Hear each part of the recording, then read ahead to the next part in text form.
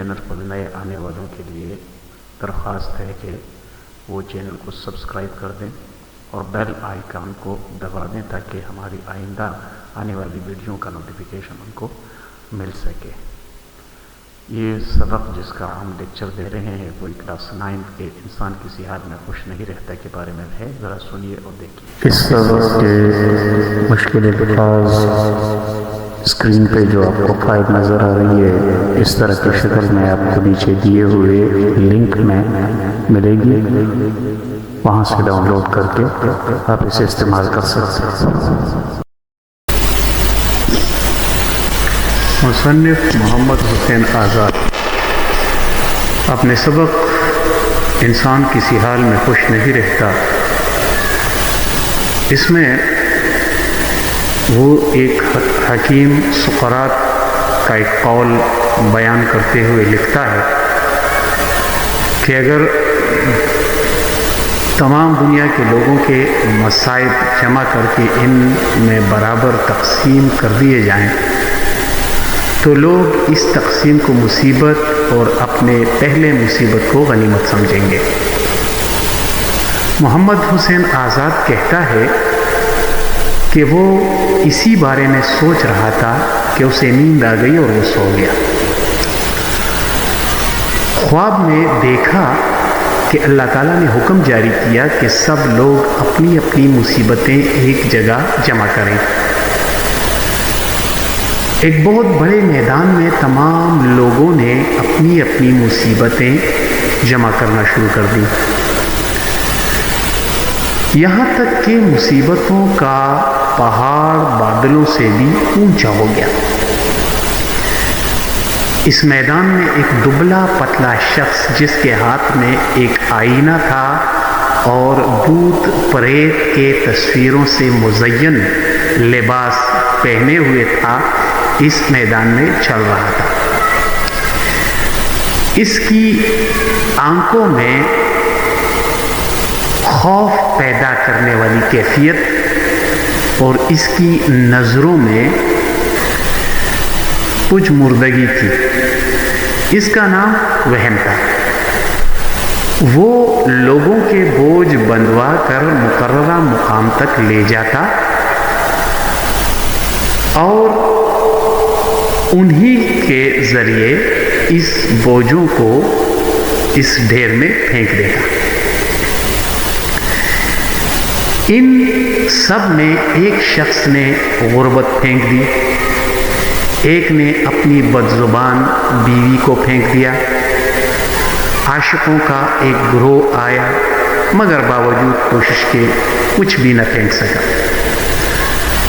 بوڑھی عورتیں آئیں، انہوں نے اپنے چہرے کی شکنیں پھینکی، کچھ عورتوں نے کالی رنگت پھینکی، کچھ نے اپنے موٹے ہونٹ پھینک دیے، کچھ نے میل جمے دانت اور دوسرے جسمانی عیوب پھینکے، مگر اس انبار میں کوئی بے وقوفی اور بداتواری کسی نے بھی نہ پھینکی۔ ایک شخص آیا، اس نے اپنے کبڑے پن کو پھینک دیا۔ ایک عیاش شخص آیا اور اس نے اپنے گناہوں کے بجائے اپنی عاقبت اندیشی یعنی اپنی نجات کو پھینک دیا۔ وہم نے مجھے دیکھا کہ میں بالکل بے غم ہوں اور میرے پاس کوئی دکھ مصیبت نہیں ہے، لہٰذا میرے پاس آیا۔ میں گھبرایا مگر اس نے جھٹ سے اپنا آئینہ مجھے دکھایا۔ اس میں مجھے میرا چہرہ بہت بڑا معلوم ہوا، اس لیے میں نے فوراً اسے نوچ کر اس ڈھیر میں پھینک دیا۔ اللہ نے پھر سے حکم کیا کہ سب لوگ اپنی اپنی مصیبتیں تبدیل کر دیں اور جو جس مصیبت کو چاہے اپنی مرضی سے اٹھا لے۔ وہم پھر سے مستعد ہو گیا، لوگوں کے بوجھ باندھ کر تقسیم کرنے لگا۔ ایک بوڑھے شخص نے پیٹ کے درد کو پھینک دیا اور اس کے بدلے میں اپنے مال و جائیداد کے لیے ایک لڑکا لیا۔ لڑکے نے فوراً اس کی داڑھی پکڑ لی اور مارنے کو تیار ہوا، کیونکہ اس کو اس کے حقیقی باپ نے نافرمانی کی وجہ سے پھینک دیا تھا۔ اس کا باپ نزدیک ہی پیٹ کے درد میں مبتلا کراہ رہا تھا۔ بڈھے نے واپس اپنے مرض کو لینا چاہا، مگر اب یہ تبدیلی ناممکن تھی۔ ایک جہازی غلام نے جھولے کا مرض لیا تھا، کسی نے افلاس، کسی نے بھوک، کسی نے درد جگر، اس سب نے مختلف قسم کے تکالیف لے لیے تھے، مگر اب سب پریشان اور پشیمان تھے اور آہ و بکاہ اور افسوس کر رہے تھے۔ اللہ تعالیٰ کو ان کی اس حالت پر بھی رحم آیا اور حکم صادر کیا کہ سب بوجھ واپس پھینک دیں۔ اب وہم ناہنجاز کو یہاں سے ذلیل کر کے نکال دیا گیا اور اس کی جگہ پر ایک فرشتہ رحمت بھیجا جس کا نام صبر و تحمل تھا۔ اس کے آتے ہی مصیبتوں کا پہاڑ 1/3 رہ گیا۔ سب کو اپنے اصلی بوجھ واپس دیے اور نصیحت کی کہ گھبراؤ مت، بردباری کے ساتھ لے جاؤ۔ سب بخوشی لیتے اور اس کا شکریہ ادا کرتے۔ سبق انسان کسی حال میں خوش نہیں رہتا کا مرکزی خیال۔ اس سبق میں مصنف انسان کے ناشکرہ ہونے کا خیال ظاہر کرتا ہے اور کہتا ہے کہ انسان بہت ناشکرہ ہے اور وہ کسی بھی حال میں خوش اور مطمئن نہیں ہوتا۔ اس دنیا میں ہر کوئی کسی نہ کسی شکل میں مصیبت اور تکلیف یا بیماری میں مبتلا رہتا ہے۔ انسان کو اپنی زندگی کا موازنہ دوسرے لوگوں کے ساتھ نہیں کرنا چاہیے۔ ہر حال میں اللہ تعالیٰ کا شکر ادا کرنا چاہیے اور جو مصیبت، تکلیف یا بیماری اللہ تعالیٰ کی طرف سے آئی ہو اس پر صبر کرنا چاہیے اور اپنی حالت پر شکر ادا کرنا چاہیے، کیونکہ امتحان میں اللہ تعالیٰ صرف صبر کرنے والوں کے ساتھ ہوتا ہے اور ان کی مدد کرتا ہے۔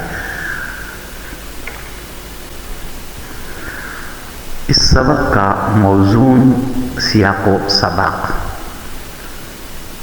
محمد حسین آزاد اپنے مضمون انسان کسی حال میں خوش نہیں رہتا میں انسان